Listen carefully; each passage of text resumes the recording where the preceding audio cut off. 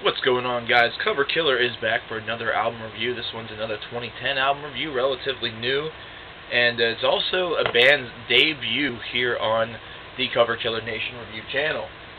Excuse me. Still getting used to all the changes around here. We have a change to the set. We also have a change to the hard drive. Hard drive used to be 500 gigabytes. Let's just face it, that's fucking pussy. That is child's play, man. We're talking we need the real deal. 1.5 terabytes. Yeah, just added a terabyte for the hell of it. Life's good, right? Well, I'll tell you who life can be really, really good for besides Iron Maiden. Are fans of the Sword. Now, the Sword is, of course, part of this new crop of what you would consider to be maybe like stoner metal, or just the new style of heavy metal. It's a very unique little blend, and not to mention, there's a lot of things about this band that really hails and heralds back to old times. And this is actually something that begins with their newest album entitled Warp Riders, right from the cover and the way in which the songs are listed on the back. If you take a look at the cover, which is something that you'll have to do on your own, considering I'm holding a cigarette, that's not an album cover, you'll notice that there's a very old style to this. This is something that you would really expect to see more in the 70s maybe, or maybe during the early 1980s. It's really par for the course for other bands such as Rush or Yes or something along those lines. And you have, of course, the very unique little, well, whatever you want to call it, right there on the cover itself. And then whenever you look at the back, the songs are, the 10 tracks are actually divided into fives and divided into sides. Much like you were not listening to this on a CD-style format, but instead you were purchasing a cassette tape, or perhaps even an 8-track that has now been metamorphosized into a 10-track. I don't know. But this is actually a pretty cool album. It actually throws me through a lot of different bands whenever I think about comparisons. One of the big ones is like a Down or Corrosion of Conformity type thing. More leaning towards the Corrosion of Conformity because of songs such as Albatross and, you know, Stare Too Long that you hear in COC's discography that you can kind of hear little glints of in the Sword's music. And a lot of people also reference it all the way back to Black Sabbath. A couple people will reference it over to the newer style of American stoner or American heavy metal bands such as Baroness or Mastodon.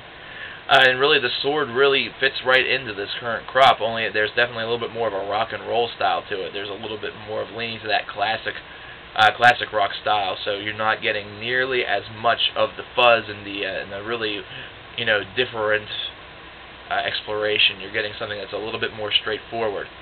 Now, something else that you see is something that a lot of bands have been doing lately, and that's a 2- or 3-part song.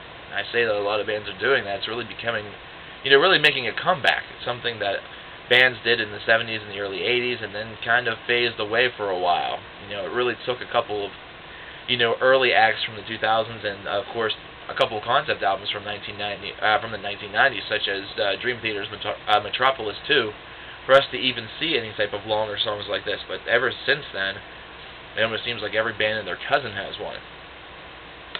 The one on this particular album, however, is unique in the fact that it's not done back-to-back. Now, a lot of you are thinking, well, that's common. Pigs on the Wing by Pink Floyd on Animals was the first and the last track. It's got to be like that, right? Incorrect. Now, the album is divided into 5 tracks apiece, 5 per side, so to speak. Side A being 1 through 5, which is Archeon Unleashing the Orb, Tres Bujar, Arrows in the Dark, The Chronomancer, Hubris, and Lawless Lands. And then side B being Asteria's Dream, The Warp Riders, Night City, The Chronomancer 2, Nemesis, and The Night the Sky Cried, Tears of Fire. You just kind of heard what I mean. Chronomancer is divided into 2 parts, but it's both track 4 on each side of the album. Hubris is track 4 on side A, which is track 4, obviously, whereas the Chronomancer 2 Nemesis is track 9 on part of the album, and will be also track 4 on part B. And overall, the music as a whole is a very solid experience. This is not my first experience with a Sword. However, I will say that this is definitely a fresh take on their sound. This is something that I really like a lot.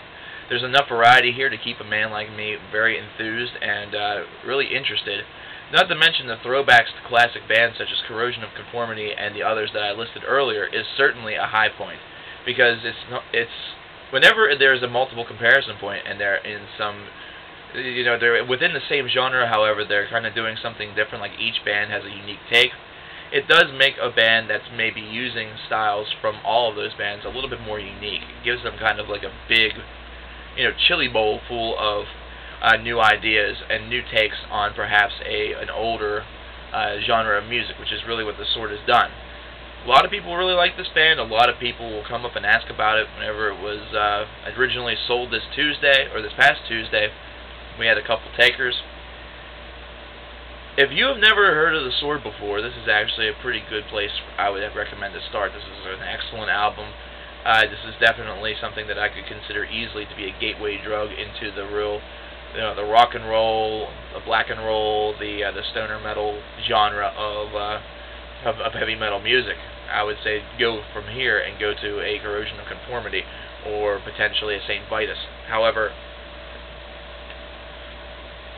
as the album as a whole progresses, this is something that just kind of starts to lag a little bit. I have to say that the vocals maybe remind me a little bit too much of some other people, and the music itself is extremely solid. That's the one thing that I will say about it, and they do have some interesting effects, such as the very first song really opens up in what sounds like it would almost be like a rough demo. At first I thought that perhaps something had happened to my disc, like perhaps I had been given the wrong thing and someone was playing one hell of a joke on me. But then it reached back, pulled me by the groin right into the song, and I was happy for the next 48 minutes and 16 seconds roughly. So overall, it's a good album. I'm not sure if it's going to make any album of the year lists or anything like that. It's one of those albums that's going to be nice to throw on a rainy day just for fun, but I don't think it's quite reached that status for me yet because of the year that it's been. This has been one hell of a hard year, and choosing an album of the year is only getting more and more difficult. I know you guys remember me saying that all the time back in April. But think of it this way: it's now August. So if you think how hard it was 4 months in, try 9 months in. The year 2010 has had a musical baby, and my God, is it a fucking monolith so far. Those of you who don't think there's been a lot of great albums out this year, so sad.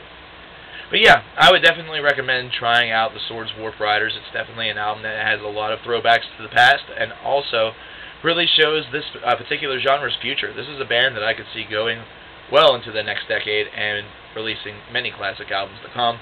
This will be a band that we'll be talking about 20 years from now. Anyways, guys, take care, have a good one, and happy weekend.